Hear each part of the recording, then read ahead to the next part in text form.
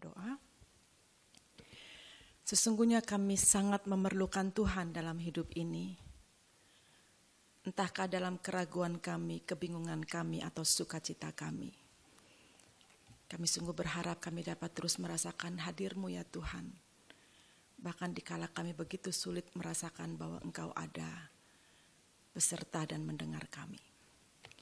Ya Tuhan, kami berdoa biarlah firman-Mu pada pagi hari ini mencerahkan kembali pikiran kami, meneguhkan iman kami, dan bahkan menegakkan panggilan Tuhan atas kami, sehingga kami dapat terus melangkah bersama dengan Tuhan, dengan pemahaman iman yang benar, pengajaran yang tepat, dan itu akan membuat kami semakin bertumbuh di dalam Tuhan. Pakai hamba-Mu dalam segala keterbatasannya dan urapilah dia oleh Roh-Mu yang kudus. Dalam nama Tuhan Yesus Kristus kami berdoa. Amin. Silakan duduk saudara-saudara, selamat pagi, shalom. Puji Tuhan.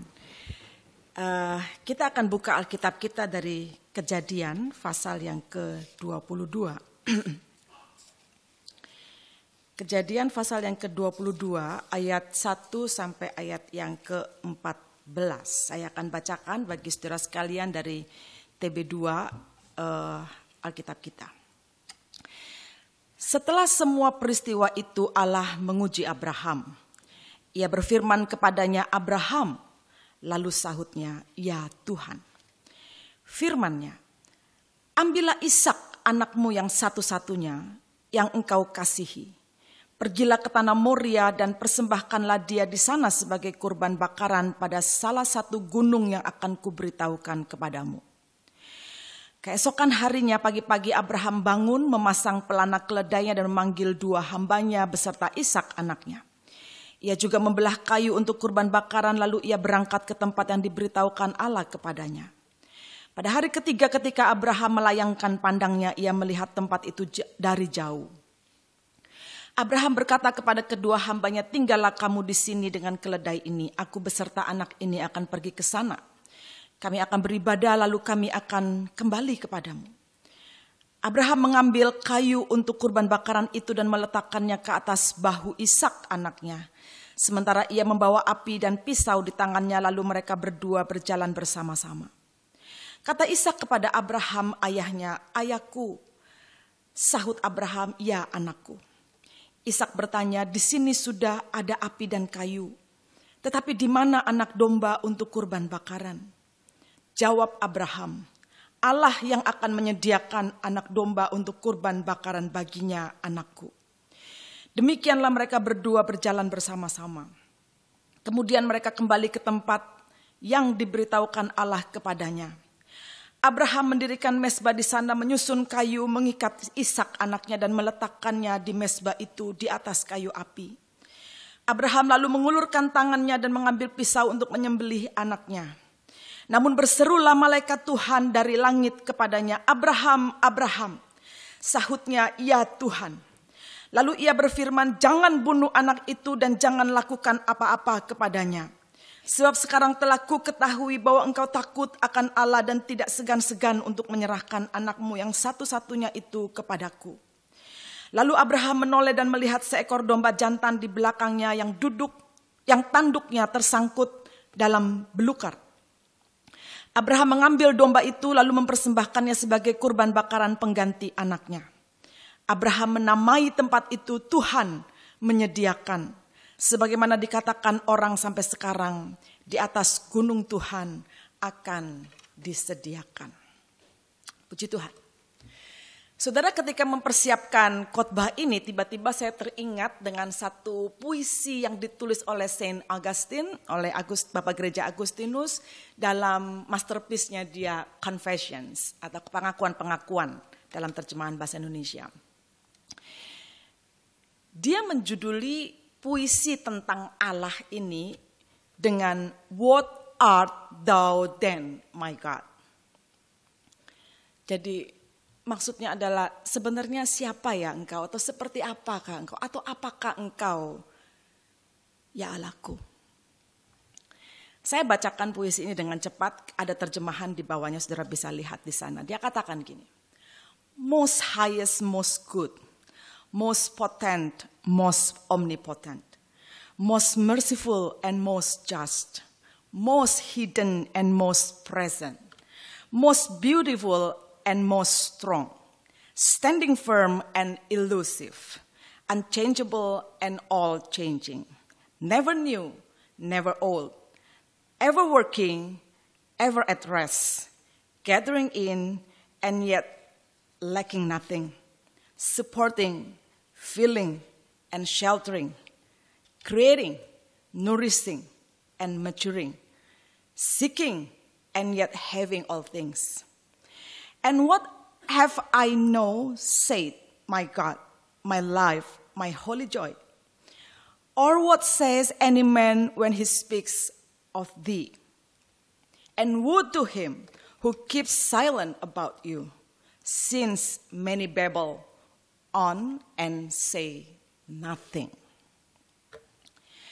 Saudara, kalau membaca puisi ini baik-baik dan bisa merasakan dengan hati, karena unsur estetiknya tinggi kalau dalam tulisan puisi ya saudara, ketika dia menjelaskan tentang Allah ketimbang dalam rumusan doktrin yang berat dan kaku rasanya dibaca. Tetapi ketika merasakan apa yang dituliskan oleh Agustinus dalam puisi ini, kita menemukan bahwa sesungguhnya kita ini memiliki keterbatasan pemahaman tentang siapa Allah itu bagi kita. Katakanlah terkait dengan tema kita hari ini, Allah itu bisa dikenali oleh kita, bisa didekati oleh kita.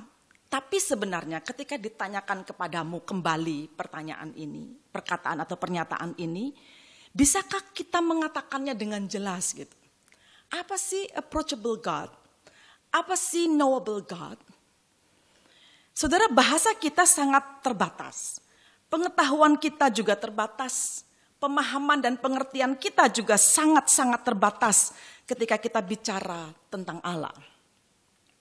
Dengan gaya puisi tetapi memunculkan paradoks tentang Allah yang digambarkan oleh Agustinus ini mencerminkan memang betapa sulitnya Allah itu untuk dimengerti. Dan itu diwakili dengan pernyataan-pernyataan paradoks yang dibuat oleh Agustinus dalam puisi ini. Saat ini kita bisa katakan bahwa Allah itu dekat. Tetapi sebentar kemudian kita mengatakan bahwa Allah itu rasanya jauh gitu. Apalagi saat kita berdoa memohon kepada Tuhan dan doa itu tidak terjawab, biasanya timbul rasa kecewa di dalam hati kita sehingga kita mempertanyakan sebenarnya Allah itu ada apa tidak gitu. Anak-anak seminari pun kan juga suka bertanya seperti itu, gitu kan? Kalian di dalam pergumulanmu, dalam panggilan ini berat, tugasnya banyak, gitu kan ya? Dan rasanya capek, lelah. Lalu kamu berdoa, tapi seperti tidak ada jalan keluar. Kamu berdoa, tidak ada kesegaran. Kamu berdoa, tetap merasa capek. Lalu kemudian kamu bertanya, sebenarnya Tuhan itu ada atau tidak? Kalau dia ada, mengapa dia tidak mendengar? Kalau dia mengasihi, mengapa dia tidak menolong? Dan seterusnya, begitu banyak pertanyaan yang tidak terjawab. Yang kemudian pada akhirnya kamu kembali pada rutinitas saja untuk bisa bertahan hidup. Sambil juga memahami sebenarnya siapa Allah itu di dalam diri kita. Saudara, dari puisi Agustinus ini kita juga melihat sebuah gambaran tentang Allah bahwa dia bisa menjadi sebuah kehadiran yang ultimat.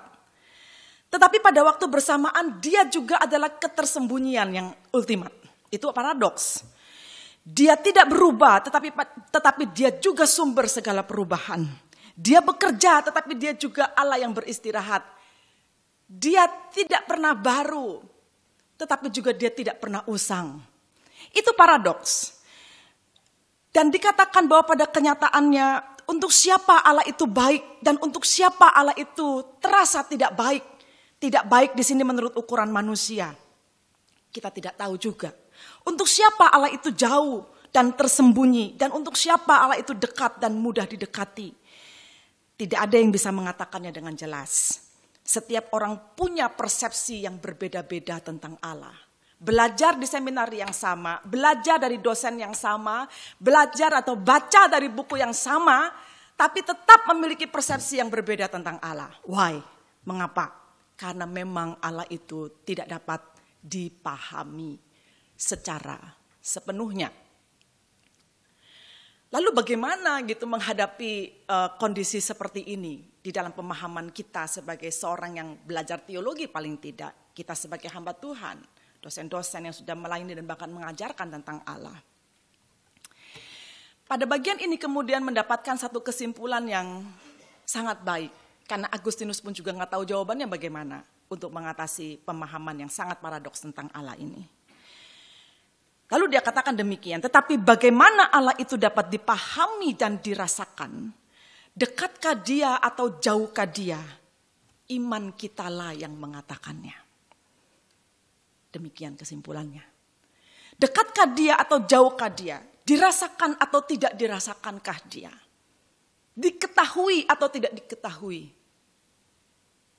Bukan pada sosok Allahnya itu sebenarnya, tetapi pada iman yang ada pada diri kita. Sehingga imanmu itu akhirnya memunculkan persepsi tentang siapa Allah itu bagimu. Saudara, ketika membaca ini kembali ya, pada saat saya mempersiapkan khotbah ini, kemudian saya berpikir, nampaknya teks yang ingin saya khotbahkan hari ini adalah dari Kejadian 22 ayat 1 sampai 14 yang kita baca tadi, yang menurut saya ini betul-betul sebuah narasi yang sangat kuat mengisahkan bagaimana iman Abraham dalam pengenalannya akan Allah dengan paradoks yang sangat kuat. Yakni Allah yang diam dan tidak segera menjawab kegelisahan hati dan bahkan cenderung membiarkan. Tetapi juga adalah Allah yang terlihat begitu dekat, melihat dengan jelas, berbicara dengan tajam kepada dia, kepada Abraham. Saudara, kisah ini diawali dengan sapaan Tuhan Allah yang memanggil namanya.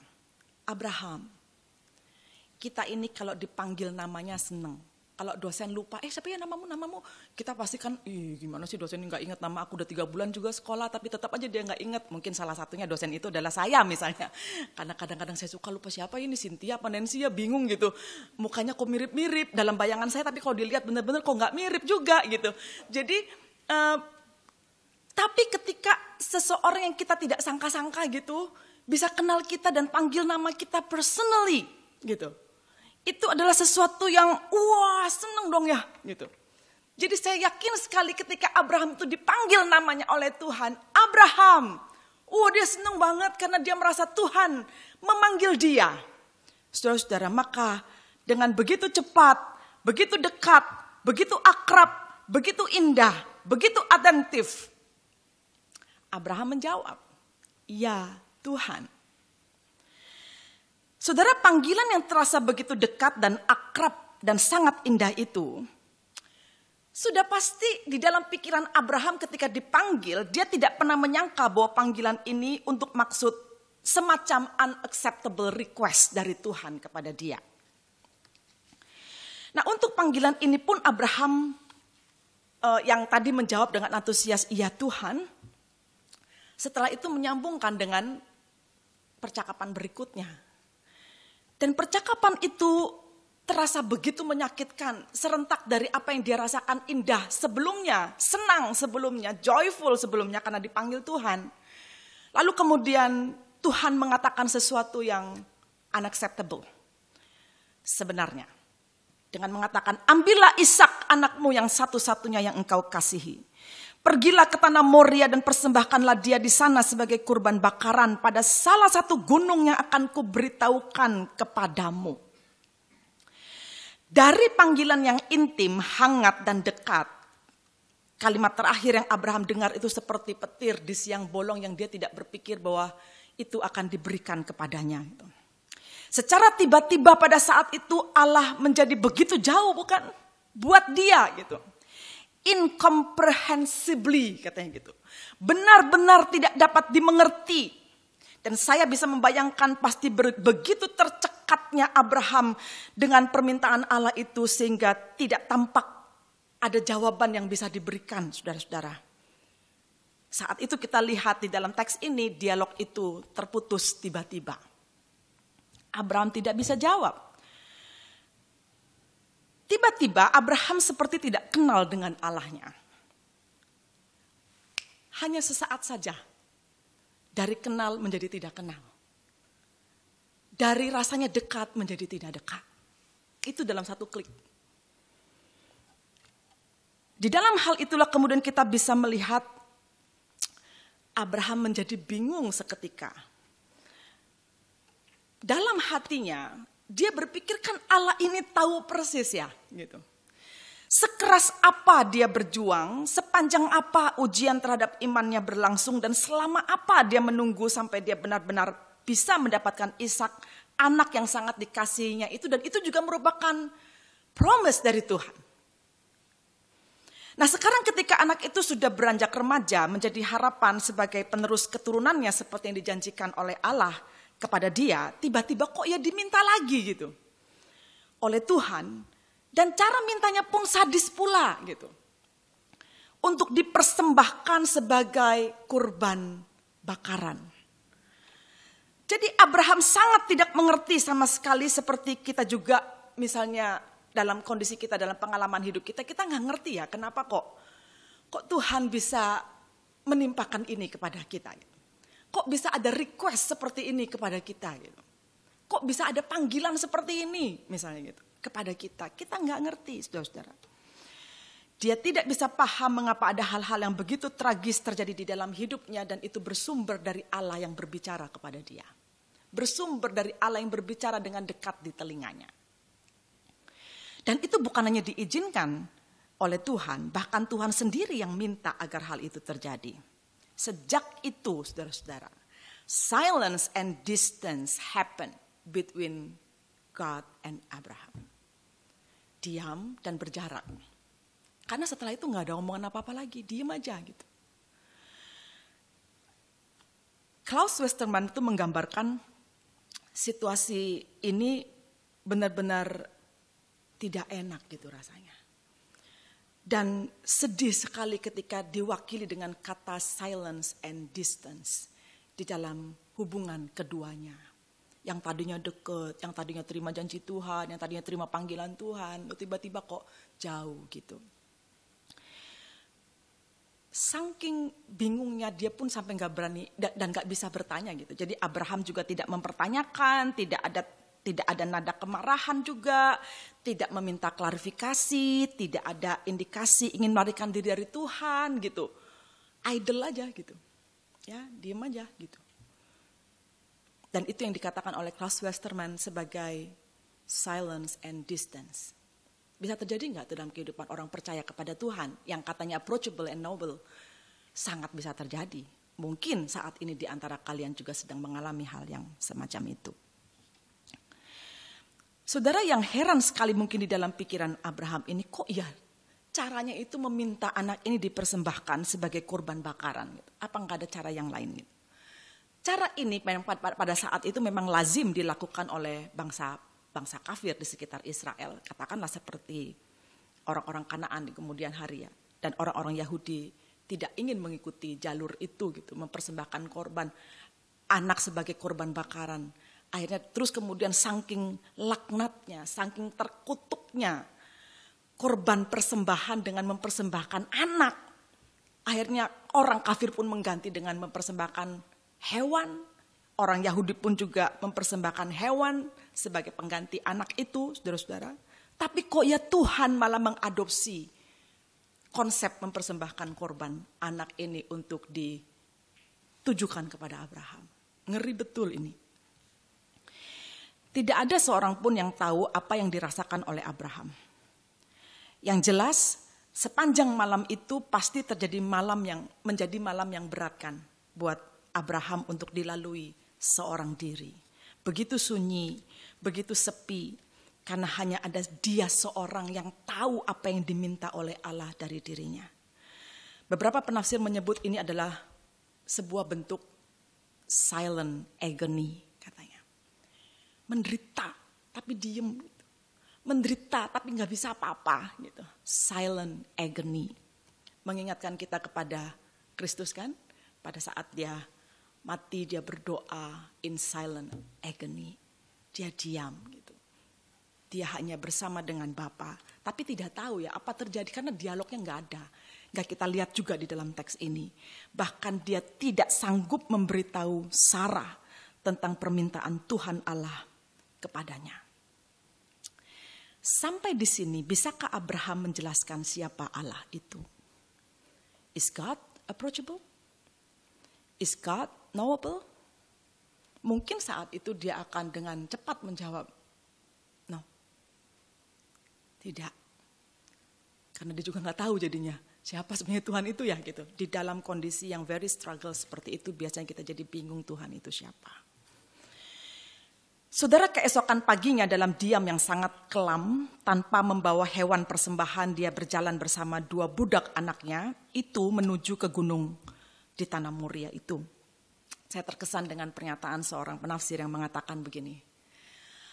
Nothing in the scripture is more tenderly touched or truly imagined than that long torturing journey of Abraham in climbing up to the Mount Moriah.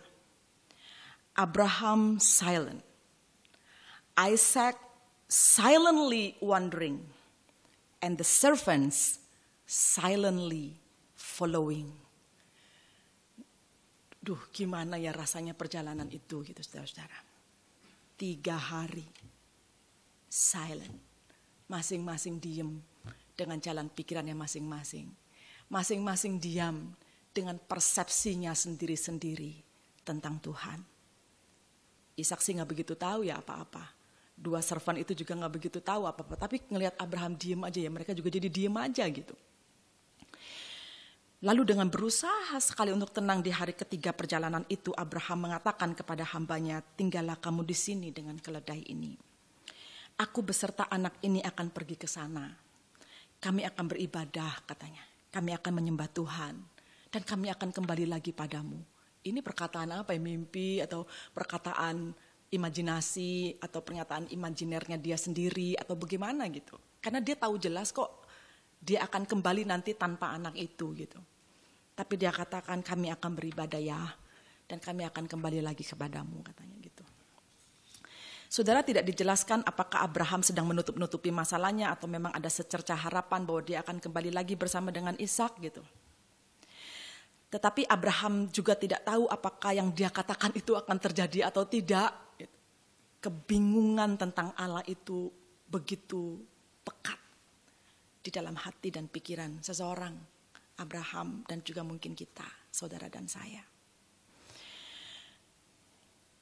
Pada kenyataannya sampai mereka tiba di atas gunung itu, mereka berdua, Abraham dan Ishak, Allah kok ya tetap diam gitu. Nggak ngomong apa-apa. Dan yang paling mengguncangkan, ya kemungkinan besar yang paling mengguncangkan hati Abraham adalah ketika akhirnya Ishak dengan polos bertanya, ayahku katanya, di sini sudah ada api dan kayu, tetapi di mana anak domba untuk dikorbankan, untuk korban bakaran katanya. Saudara, kalau menghadapi kondisi seperti itu sudah semakin jatuh, makin tertimpa tangga, makin hancur dia gitu.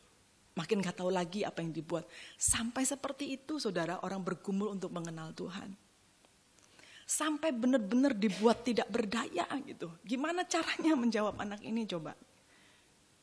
Apa dia bisa mengatakan ya kamu yang saya korbankan, kan kamu juga mengatakan begitu gitu kan. Disitulah letak kehancuran yang paling dalam dari Abraham ketika anaknya bertanya, ini semuanya sudah ada, udah siap, kok hewannya gak ada gitu. Abraham hanya bisa menjawab dengan lirih, dia katakan Allah yang akan menyediakan anak domba untuk korban bakaran baginya. Dan lebih hancur lagi hatinya saudara ketika dia mulai mengikat anak itu dan meletakkannya di atas mezbah. Anak ini gak memberontak. Cobalah rasanya apa gitu sebagai orang tua. Rasanya apa? Anak ini diam, diikat, ditaruh di atas mezbah, diam gitu. Kalau misalnya paradoks itu ada terjadi di dalam dirinya ya, Allah ini kan kenal dia gitu. Dan dia juga kenal Allah. Tapi kok sekarang begitu teganya gitu, begitu sadisnya perlakuan Tuhan Allah itu kepada dia. Harusnya kan dia bisa marah sama Tuhan gitu. Atau kita, udah nggak usah gitu. Mungkin kalau orang-orang suku tertentu yang garang gitu ya. Atau orang dengan temperamen tertentu yang garang. Udahlah, omong kosong ini semua.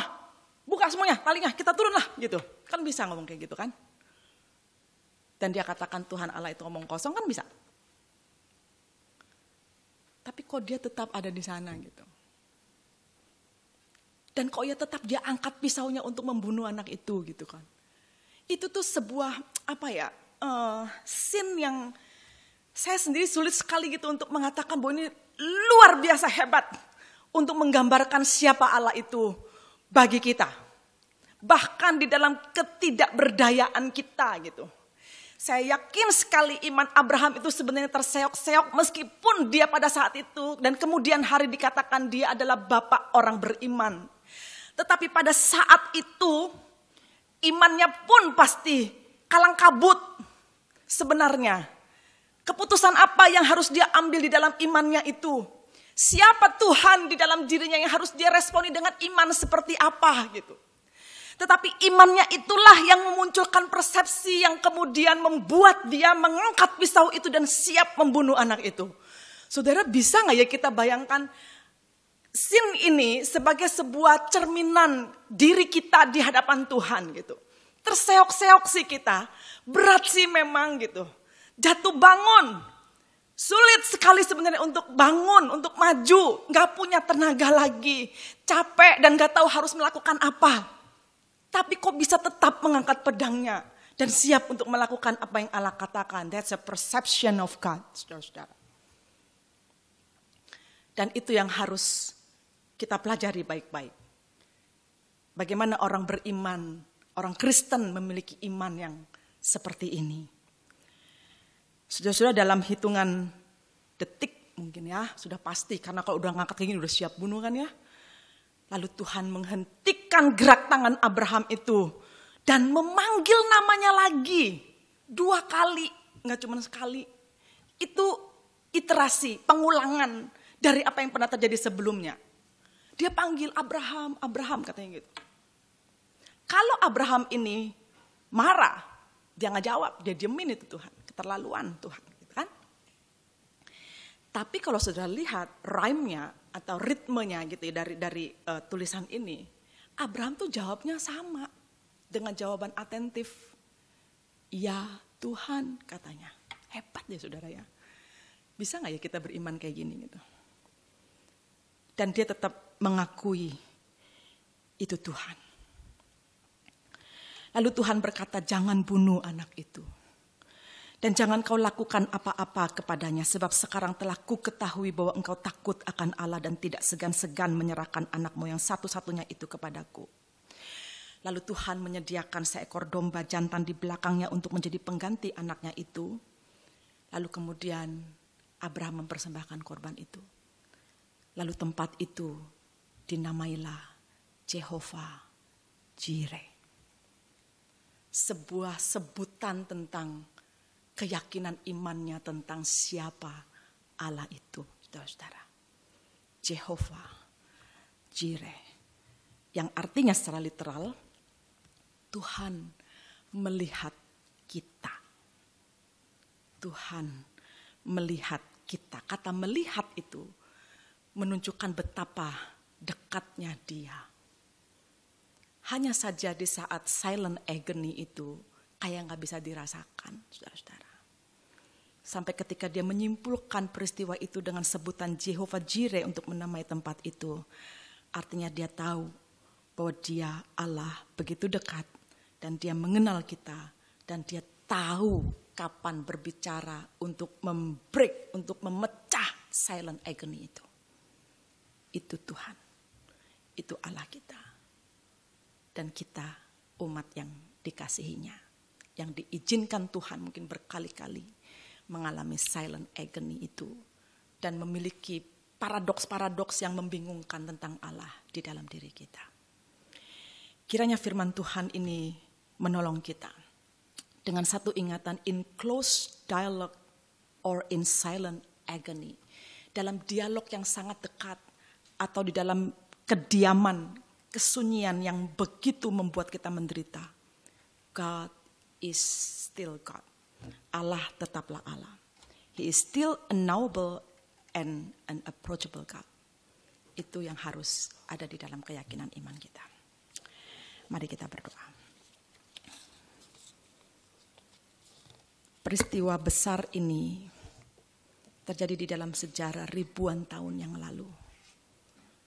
Dan Engkau telah menyatakan dirimu begitu rupa dengan cara yang tidak dapat dimengerti oleh manusia. Dan kami terlalu cepat untuk membuat judgement tentang siapa Allah itu di dalam ketidakmengertian kami. Dan itu membahayakan kami karena meruntuhkan iman seruntuh-runtuhnya. Tuhan, ajari kami untuk sama seperti Abraham. Memiliki iman yang diam, yang sunyi, yang menderita, tapi tetap berjalan. Memiliki kebingungan, memiliki ketidaktahuan, memiliki disorientasi, tapi tetap jalan. Meskipun penurunan pemaknaan tentang Tuhan bisa saja terjadi, tetapi tetap jalan. Bukankah itu yang harus kami lakukan Tuhan, sampai kami betul-betul mendengar suara-Mu apa yang Engkau inginkan dari hidup kami. Mohon kiranya Tuhan memberkati firman-Mu dan juga memberkati kami yang mendengar dan merenungkannya. Dalam nama Yesus kami berdoa. Amin.